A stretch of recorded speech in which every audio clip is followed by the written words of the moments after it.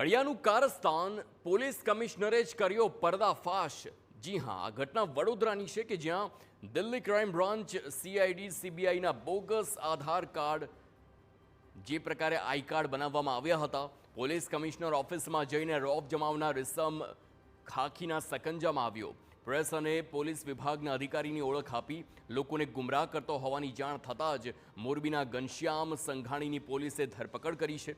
આરોપી પોતાનો રોફ જમાવવા ખોટી ઓળખ ઊભી કરી લોકોને ઠગવાનું કામ કરતો હતો।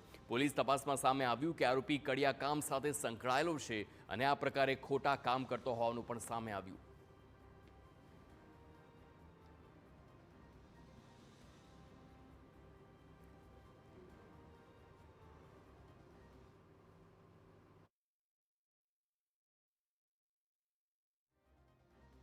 પ્રેસનો માણસ છું, આવી રીતે સીબીઆઈ સાથે સંકળાયેલો માણસ છું, પ્રેસ મીડિયાનો માણસ છું, એટલે પ્રેસનો ઉપયોગ કરે પણ સીબીઆઈ દ્વારા એસાઇન કરેલો હોય તો દિલ્હી ક્રાઇમ દ્વારા કરેલો, એવી રીતે એણે પોતાની એવી અલગ અલગ ઓળખ આપી અને માણસોને અને બધી એજન્સીસને પણ છેતરવાનું કામ કરતો હતો। તો એના વિરોધમાં અમે બીએનએસની કલમ 205 હેઠળ ગુનો નોંધી અને એના વિરોધમાં કાયદેસરની કાર્યવાહી કરેલ છે।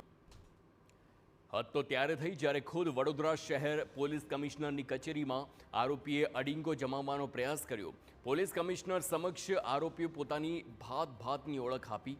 પોલીસ કમિશનરને શંકા જતા તેઓ ઉલટ તપાસ કરાવતા ઘનશ્યામનો ભાંડો ફૂટ્યો અને હવે તેને આવ્યો છે હવાલાતની હવા ખાવાનો વારો।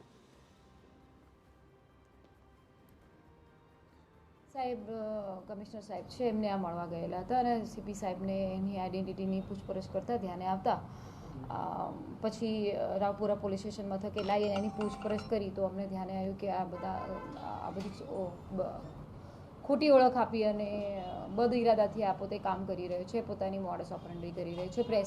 પ્રેસના ઓથોરિટેડ પ્રેસનો માણસ છે અને આટલી બધી સંસ્થાઓ દ્વારા નામાંકિત છે એવી એની પોતાની ખોટી ઓળખ આપતો તો એ પોલીસ ભવનમાં જ અમારે ધ્યાને આવેલું। તો સમગ્ર મામલે રાવપુરા પોલીસે આરોપી ઘનશ્યામ વિરુદ્ધ કાર્યવાહી કરીને નકલી આઈ કાર્ડ સહિતનો મુદ્દામાલ જપ્ત કર્યો। આરોપી અગાઉ પણ કેટલાક ગુનામાં સંડોવાયેલો હોવાની વિગતોના આધારે પોલીસે વધુ તપાસ હાથ ધરી।